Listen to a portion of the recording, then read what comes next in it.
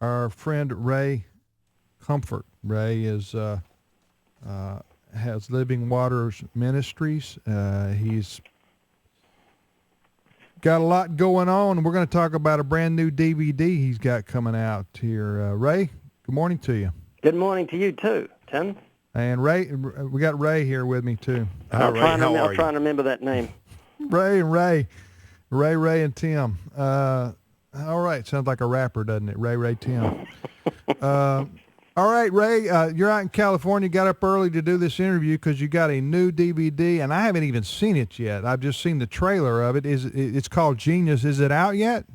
No, it's December the 7th. It comes out to coincide with the anniversary of John Lennon's death on the 8th of December, and we are super excited. I think it's going to exceed 180, which you have seen. Oh man, 180 is awesome. We've distributed thousands and thousands of those DVDs, 180, and you can go on the internet. They can go on the internet and watch 180, can't you? Yes, it's had 3.6 million views, and we've distributed or given away something like just under 1 million DVDs. Okay, where on the internet can you watch that? 180movie.com. Folks, do yourself a favor. When this show's over, and only when this show's over, you can go to 180, because we have ways of knowing. Okay, we're like Santa Claus, people. That's right. We if you know, leave early, we will know. We know whether you've been naughty or nice and left our show to go So watch. you believe in Santa Claus, Tim? Are you? Hey, Well, the president said he's keeping a list of who's naughty and nice. I tell you what, I light a fire in my fireplace on Christmas night. that's cruel. Yeah, that'll keep him out. Anyway, I'll watch for him on the Weather Channel.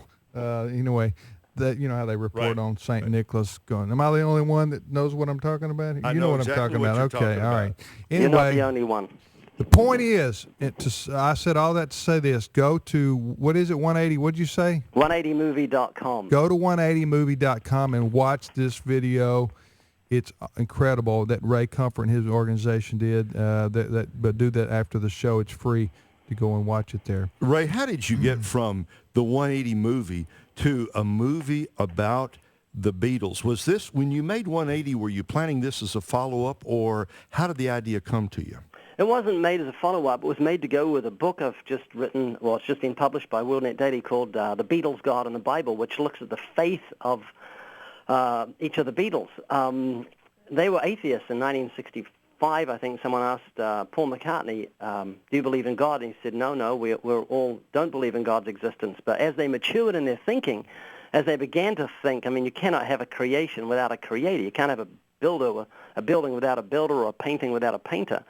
And so they matured in their thinking, and each of them came to a knowledge of God's existence. What the book does is it contrasts that fascinating trivia with biblical Christianity, and and the exciting thing is it's written in a New Zealand accent, the whole book, and it has 14. I got that, by the way. Yeah, thank you, I Tim. got it.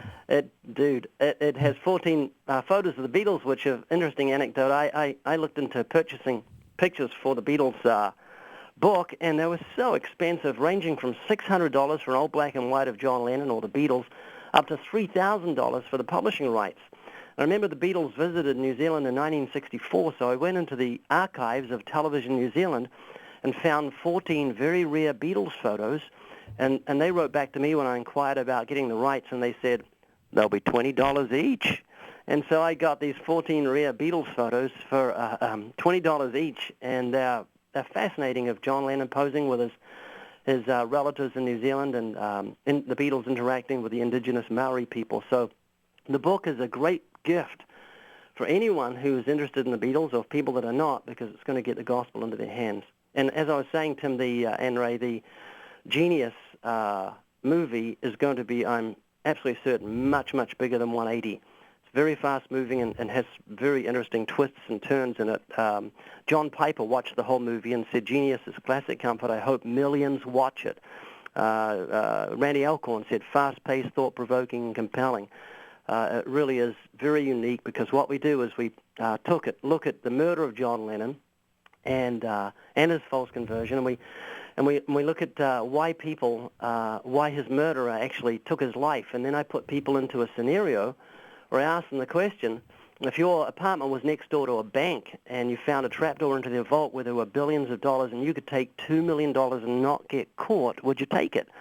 And if they said yes, that opened the door for another scenario. I'd say, so this woman wants to get rid of her husband. She said he's a rat, and she wants you over a mealtime where she distracts him to put one tablet of arsenic into his coffee, and for that, she'll give you $10 million.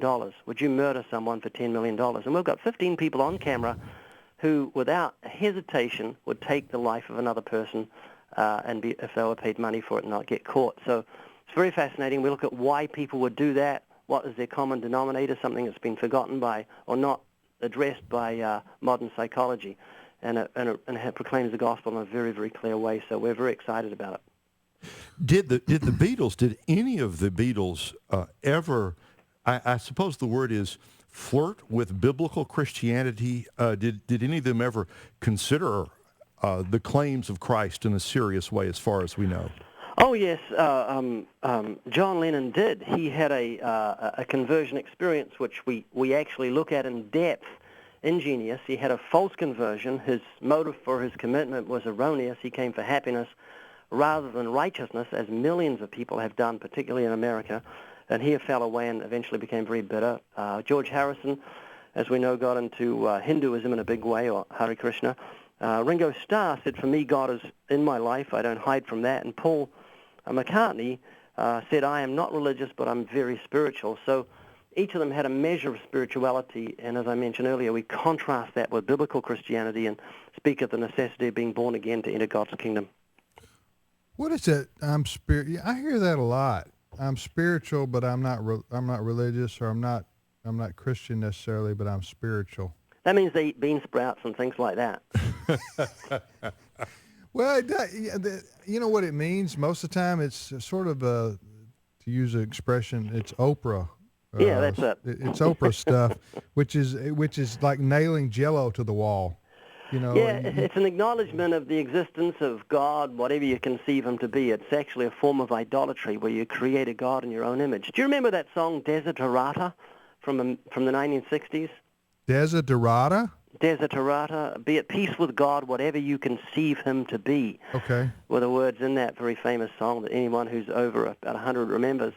My grandfather told me about it. But it says in there, be at peace with God, whatever you conceive him to be. And that's the sin of violating the second of the Ten Commandments and creating a God to suit yourself, whether it be with stone or an idol within your mind that you feel comfortable and can snuggle up to. But the problem is that God is a God of the imagination, the image that's created to conform to your sin so you can feel comfortable with the God you've made. And that's what happens with Oprah and so many others. They make a God in their own image. Well, you just bingoed, Ray, because that's exactly what I was going to say, but I won't say it now because you said it. But I will say this.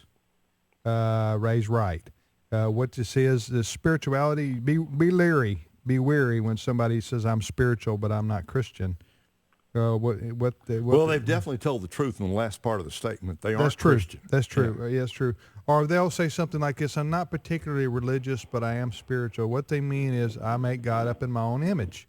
Right. And I don't want any of this morality stuff that I got to live by. I want to live by my own rules, but I want to say, hey, there's probably a big man in the sky up there somewhere that I want to be good with when I die. Or a big woman in the sky.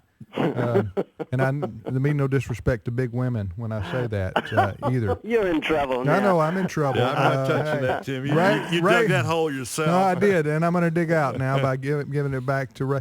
Ray, the movie Genius, the movie, will be out when again? It'll be out this Friday, but they can watch the fast-moving trailer on geniusthemovie.com. Geniusthemovie.com. And this is if you care about the lost, this is a wonderful way to get unsaved people under the sound of the gospel. We've got 500 secular reporters that are going to receive a news release. These are reporters that have written a story on the Beatles or John Lennon in the past year, and we're just going to give them a news release that doesn't mention the things of God, and we're hoping that they'll publicize it throughout the whole world. But you can grab this website and send it to anyone from my generation or even this generation. The Beatles have sold 2,300,500,000 record albums. June of 2012, they hit number one on iTunes. 2 billion people watched during the Olympics, Paul McCartney open and John Lennon close musically. And so so many people are fascinated by the Beatles, so you just grab geniusthemovie.com and send it to your friends and family and enemies and say, you've got to watch this and get them under the sound of the gospel. Geniusthemovie.com. That's it. You can go and watch the trailer. For you Southerners, I'm talking about a video clip, not your home. There, okay. There I got you go. I got 1,000 of these. Okay. Right. Yeah, the trailer is where large women live that are really old looking. And I didn't even say that. Ray Comfort said that for me, right there. I can tease with the Southerners because I are one. That's right. As they say. In all seriousness, Ray, you keep coming up with. I never thought I'd say that to Ray Comfort. In all seriousness. But in all seriousness, Ray, you keep coming up with clever, ingenious ideas on ways to share the gospel of Jesus Christ in ways that are compelling and entertaining and people will watch. And the objective of doing 180, and I know you're pro-life, but the objective of doing Genius is to reach the American postmodern thinker where they are, right? Well, not just American, but North American or anybody in the world. Reaching these people who are moral relativists, who, like we said earlier, they're, quote, spiritual, or they think they got some concept of God, but you really make them nail it down. Well, my motive is, people say, Ray Comfort, you're that 180 guy, but after this movie's going to come out, they're going to say, you're that genius guy, aren't you? True. They are going to say that. Yeah, I can handle that. And you're But gonna the humbly motivation is to reach people with the gospel. Politics pulls at the branches. The gospel takes an axe to the root of the tree. And that's what we've got to realize. Yes. Get that gospel out there that changes the hearts of people so that they instantly become pro-life, instantly become one man, one woman in marriage because their heart has changed, and that's the power of the gospel. Hey, Ray, one other question. I've never asked you this before. I know your home is New Zealand. Before I know you're an American citizen here. I'm assuming you're a legal American citizen. Am I right? Yes. Okay.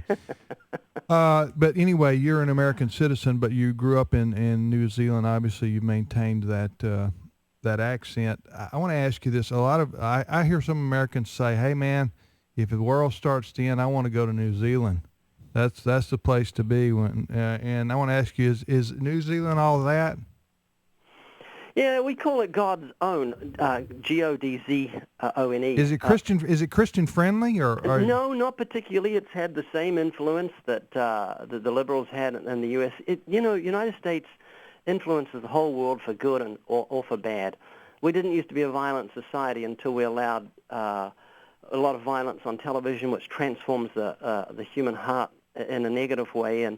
And someone once said in New Zealand, they have Kentucky Fried Chicken in America because it's McDonald's, everything has influence. So even politics down there. So there's liberals that are pushing for homosexual marriage. Yeah. It's just the same as over here. And so you won't get away from sin. That's what people are trying to get away from. And we really need to stay and be a light in this country because it influences the whole world. But did New Zealand have a Christian founding like America?